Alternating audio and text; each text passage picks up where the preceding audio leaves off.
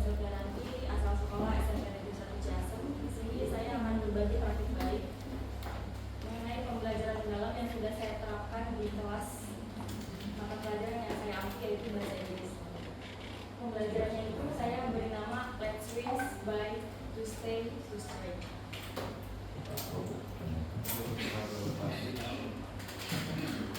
Baik, yang melatar belakangi saya membuat pembelajaran ini, yang pertama adalah biasanya guru bahasa Inggris itu hanya terfokus pada 2 skill saja, yaitu reading dan writing. Yang padahal dalam bahasa Inggris itu ada 4 skill, yaitu reading, writing, speaking, dan listening. Saya sudah mengulangi, hanya saja seharusnya dalam pembelajaran bahasa Inggris itu tidak hanya terfokus pada 2 skill, tetapi ada juga speakingnya, juga ada juga listeningnya.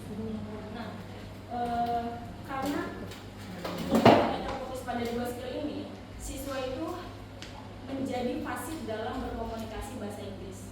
Mereka untuk berbicara yang simpel pun, untuk berbicara yang sederhana pun, mereka itu tidak bisa.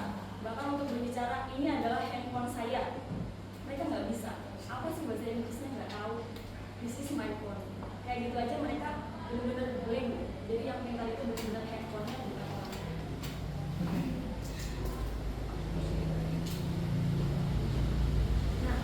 Tantangannya di sini adalah keterbatasan waktu. Saya yakin bukan hanya saya yang memiliki keterbatasan waktu, tetapi Bapak Ibu guru di sini juga semuanya memiliki keterbatasan waktu, di mana bahkan saya sendiri pun kebanyakan menghabiskan waktu itu lebih banyak di sekolah daripada di rumah. Berangkat jam 6, pulang juga jam 6. Jadi terkadang untuk memikirkan bagaimana sih membuat pembelajaran yang menyenangkan itu sangat-sangat terbatas. Karena keterbatasan waktu itu, saya juga jadi tidak memiliki motivasi diri untuk mau mengembangkan atau membuat perencanaan yang sesuai dengan pembelajaran mendalam. Namun ketika saya sudah mengikuti di kelas ini, saya menjadi saya termotivasi gitu dengan ilmu dari Bapak Ibu, dengan Bapak Yosef, Pak Sandi, dan Pak Haji juga membuat saya termotivasi. Kayaknya saya itu harus membuat pembelajaran yang menyenangkan bagi siswa, tidak hanya memberi tugas menulis hanya kayak gitu aja. Jadi saya menjadi termotivasi. Nah, aksi di sini saya beri nama WINS. WINS itu merupakan akronim Bapak Ibu. W-nya itu watch, I-nya itu investigate, N-nya itu notes, dan S-nya itu speaking.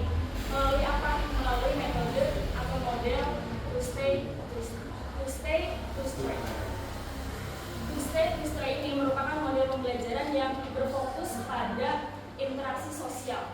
Jadi siswa itu benar-benar berinteraksi di kelas. Jadi itu berkelompok ya. Ini to stay ini model pembelajaran berkelompok. Jadi dibagi 2, minimal 4 orang, maksimal itu 6. Jadi dibagi 2, ada 2 orang yang diam di kelompok sebagai menerima tamu, 2 laginya itu berkeliling untuk menggali informasi.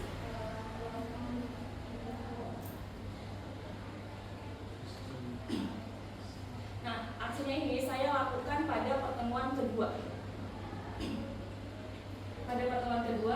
Pada pertemuan pertamanya itu saya seperti biasa menjelaskan dulu materinya. Materi di sini saya angkat itu report text, yaitu teks laporan. Pada pertemuan pertama saya jelaskan dulu apa itu report text, apa aja yang ada di report text, dan hewan apa yang akan mereka pilih atau apa yang akan mereka pilih untuk mereka laporkan dan mereka presentasikan kepada teman-temannya. Nah, pada pertemuan kedua barulah saya mengimplementasikan WINS ini melalui model to stay. Jadi 2 lainnya itu berkeliling, 2 lainnya diam. Nah, yang berkeliling ini mereka melakukan WINS. Watch, pertama mereka melihat model media report text yang sudah teman-temannya siapkan. Terus mereka menginvestigate, mereka menggali informasi dari kelompok yang mereka kunjungi. Hewan ini tentang apa sih? Hidupnya kayak gimana? Berat badannya berapa? Jadi mereka menginvestigasi. Lalu setelah itu mereka membuat catatan kecil, yaitu notes.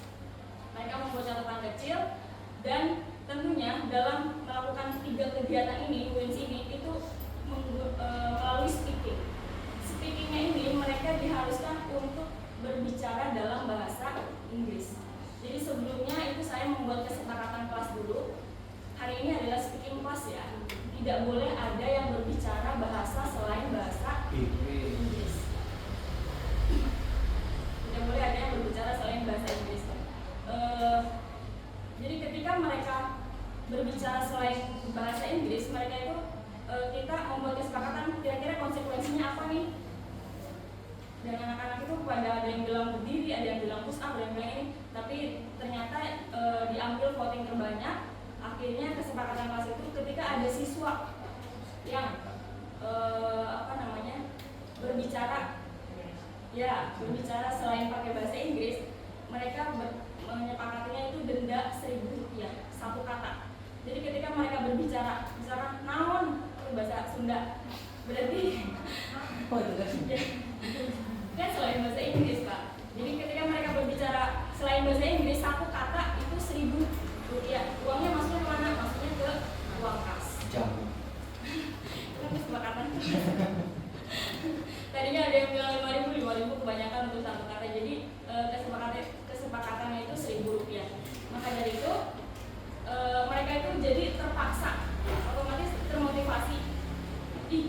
Berarti harus ngomong bahasa Inggris nih. Untuk seusia anak SMP kelas 9 berbicara bahasa Inggris itu mungkin sangat-sangat sulit ya Bapak Ibu. Jadi makanya di sini juga saya memberikan alat bantu handphone, smartphone, karena memang sekolah kami SMP Negeri 1 Ciasem itu dibolehkan membawa handphone setiap hari. Walaupun itu juga masih dalam dipantau tulis sama guru mata pelajarannya ya. Kalau saatnya menggunakan handphone, ya diberikan handphonenya. Tapi ketika tidak ada pembelajaran menggunakan handphone, jadi handphone itu dikumpulkan dalam satu box handphone seperti itu. Nah, dengan alat bantu handphone, saya juga sudah memilihkan kamus online yang saya kira sudah cukup bagus dan cukup baik untuk dipakai anak seusia SMP. Jadi bukan Google Translate ya Bapak Ibu. Karena untuk Google Translate itu bahasa Inggrisnya menurut saya sangat-sangat